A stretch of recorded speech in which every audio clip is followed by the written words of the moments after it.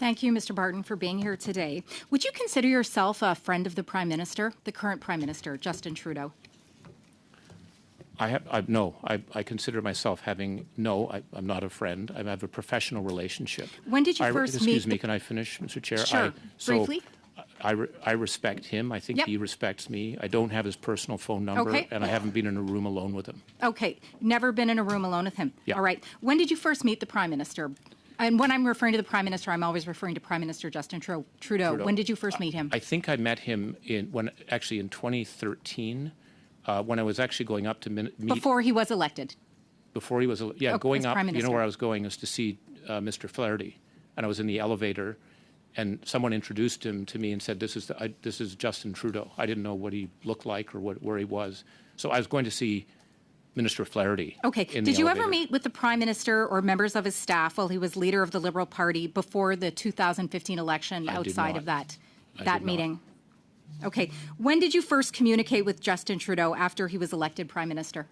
It was in Davos when I was requested by the government to host a breakfast so he could meet other international leaders. That's when I met him. Okay. So he initiated it. All right. And when is the first time you communicated with the Prime Minister's office? I can't. It was actually with through the Growth Council with Minister Morneau. That's where we would have that's when we would have our meetings with the Prime Minister. And they're actually a handful.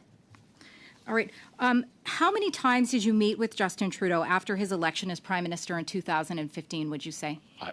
A dozen times. A dozen times. Okay. So you would say, and where did these meetings take place? They took place in his office. Okay.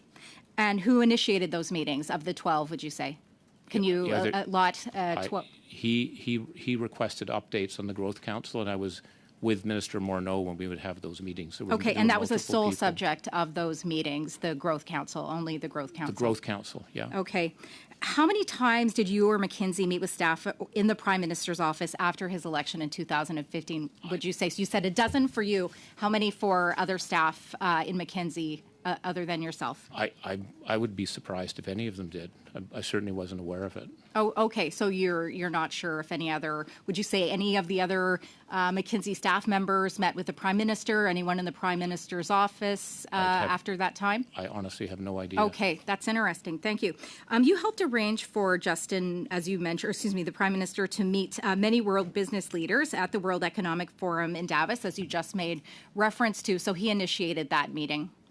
Yeah, the Prime Minister's office initiated the meeting. Okay. Who did you introduce the Prime Minister to at the World Economic Forum in 2016? I can't. I tried to grab whoever I knew might be available. It's very busy. It's because it was done very much at the last minute. It was kind of, can you organize a breakfast? I said, people are busy. So I can't remember. Okay. Are you aware of any contracts that would have come out of the introductions that you made at that time? Can I tell you something? That they were doing a favor to come there. There was not an interest to do contracts. That was nothing to do with that. Okay. Would you consider yourself a friend of Chrystia Freeland? I knew Chrystia Freeland when she worked at the FT, so I knew her from before. So I did know her. Okay. So you knew her before. So what year would you say you met her? I can't remember. It was at a FT conference where she was moderating. Okay. Was this prior to 2015? Yes. Okay. Yeah. And when was the first time you communicated with her after the 2015 election? I can't recall. It's a. Okay. How many times? She's not someone that I would be talking to regularly. Oh, okay. That's interesting. How many times have you met with her, would you say? 8. Top 10. I don't know. It's okay. And what were the subjects of those meetings, please? Well, they were often the meeting I recall was when she actually convened a dinner at her house in Toronto. At her house, okay. Where she invited 12 other people. Ian Shugart was Who else? Ian Shugart was there. There was someone from the Globe and Mail. I can't remember his name. Janice Stein was there. I think the former clerk. I can't remember his name, but he, How many times did you or McKinsey meet with Freeland staff, please? I have no idea on McKinsey because I wouldn't be in those meetings. It's not of interest to me. I would if I was meeting, it was on her request. Okay.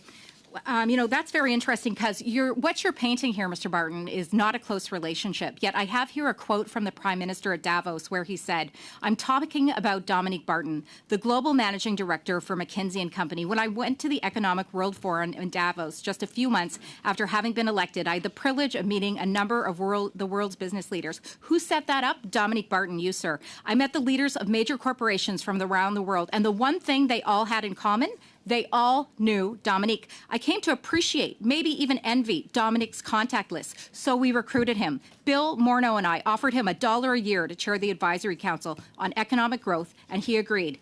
See, not such a smart businessman. I don't think anyone can argue we are not getting our money's worth for Dominic. In fact, it's probably the best dollar the government of Canada ever spent. Dominic is modest, accessible, curious about the people and the world. For all he has accomplished, ridiculously humble. That, sir, sounds like a quote from someone who you know quite well and who knows you quite well. Thank you very much, Mr. Chair. That was exactly on 6 minutes. Thank you, Mrs. Cusi. Mr. Housefather, please, for 6 minutes.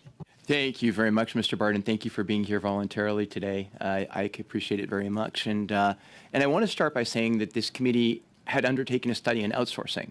And it would be, I think, a very valuable study to understand whether we spend too much money in this country on management consultants or other forms of contractors outside the civil service. And we should be doing that. There's been allegations related to McKinsey's activities abroad, and I'm sure you're going to be asked about that today. And I think, again, one of the policies the government of Canada should be looking at is whether or not companies alleged to have committed misconduct abroad, certainly if they've been convicted, should not do business with the government of Canada. But that's not why you've been brought here. You've been brought here because there's allegations being made that somehow there's an untoward relationship that has gotten McKinsey business through you, as has been characterized many times by Conservatives here and in the House of Commons, you being a close personal friend of the Prime Minister.